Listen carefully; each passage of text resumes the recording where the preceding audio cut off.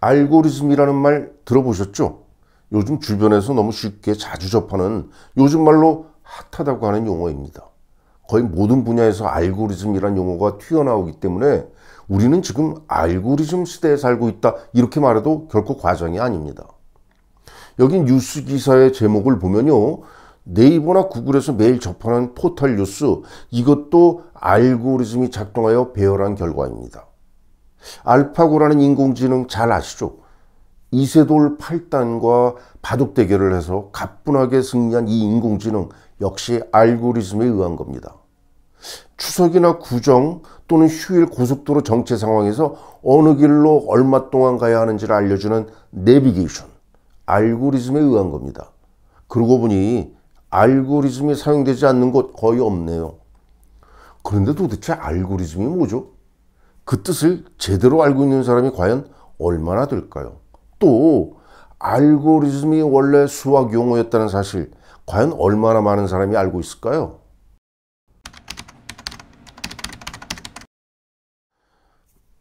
알고리즘을 사전에서 찾아보면 문제를 해결하기 위한 절차나 방법, 이렇게 되어 있습니다. 알고리즘의 이미지를 구글에서 검색했더니 이런 그림들이 나오는데요. 플로우 차트, 즉 순서도라고 합니다. 잠시 살펴보죠. 전구가 작동하지 않는 문제 상황을 해결하는 절차입니다. 전구가 꽂혀 있는지 확인하면서 꽂혀 있지 않으면 전구를 꽂으면 되죠. 만일 전구가 꽂혀 있다면 타버렸는지의 여부를 확인하라고 지시합니다. 정말 시시한 문제죠. 아무튼 문제를 해결하는 절차인 알고리즘의 한 예임에는 틀림없습니다. 그 옆에 순서도를 볼까요? 변수가 3개나 있군요. 그러니까 수학 문제처럼 보이는데요. 먼저 A와 B를 읽으라고 합니다. 그래서 A가 B보다 크면은 max라는 변수는 A 값을, 그렇지 않으면 즉 A가 B보다 작거나 또는 A와 B가 같은 경우에는 max에다가 B 값을 쓰라고 지시합니다. 여기 마름모에 들어있는 A가 B보다 큰가 이 질문에서 no를 택한 겁니다. 어떤 문제인지 이제 아시겠죠? 두 수 중에서 큰 수를 찾으라는 역시 시시한 문제입니다. 그럼에도 문제를 해결하는 절차인 알고리즘의 한 예라는 사실, 그것만은 틀림없습니다. 그러고 보면 알고리즘이라는 용어에서 요리할 때의 레시피가 떠올리지 않습니까? 어떻게 생각하세요? 예를 들어서 베이컨 버섯볶음 이런 반찬 만들기 레시피를 인터넷에서 제가 찾아보았습니다. 제시된 재료를 준비하여 레시피 순서대로 차례로 따르기만 하면 제가 원하는 요리를 얻을 수 있죠. 그렇습니다. 이 레시피도 분명히 문제를 해결하는 절차이니까 당연히 알고리즘이라고 말할 수 있습니다. 그렇다면 이 레시피도 앞에서 보았던 플로우 차트, 즉 순서도로 나타낼 수 있을까요? 물론입니다. 여기 이렇게 순서도로 나타낼 수 있습니다. 이 순서도에서 마름모 부분에 주목해 보세요. 여기서 마늘 향이 올라오지 않으면, 또 베이컨 덩어리가 충분히 익지 않아서 떨어져 있지 않으면 전 단계의 작업을 다시 계속 실행하면 됩니다. 그러면 마지막으로 굴소스를 넣은 후에 그릇에 담으면 훌륭한 요리가 완성이 되죠. 이제 알고리즘이 주어진 문제 상황을 해결하는 풀이 절차라는 사실 이해하셨죠?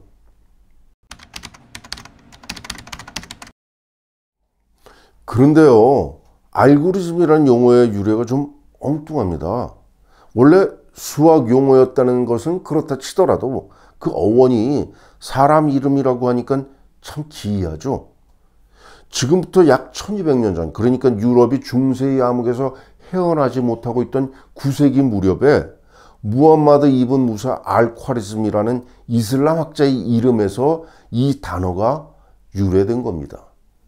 이슬람 이름 참 낯설고 복잡한데 이번에 한번 알아보세요.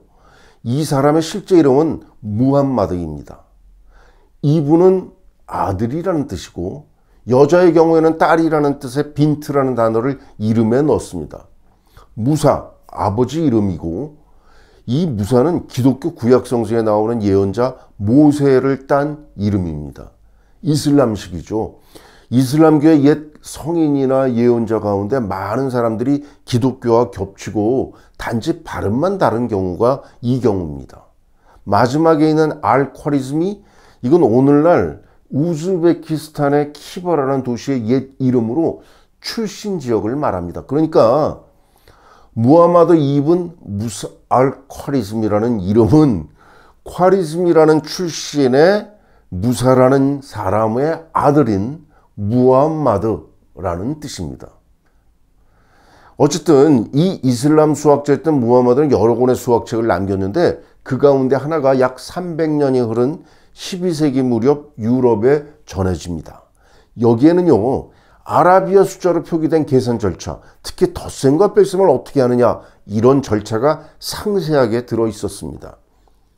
유럽인들이 이 책을 라틴어로 번역했는데 이때 무함마드의 이름을 알콰리즘이라고 착각한 겁니다. 뿐만 아니라 알콰리즘이를 알고리스무스라고 잘못 표기했다고 합니다. 그래서 번역본의 첫머리가 여기 사진에 제시된 것처럼 알고리즘이가 이렇게 말했다, 이런 문장으로부터 시작됩니다.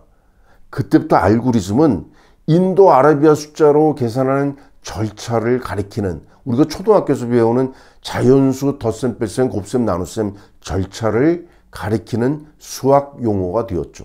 그 후에는 알고리즘의 의미가 점점 확대되어 컴퓨터가 발명되고 정보통신 분야가 발달하면서 문제 해결의 절차를 가르치는 용어로 쓰여졌고, 오늘날 현대에 사는 우리 삶을 지배하는 도구로 변모하기에 이른 겁니다.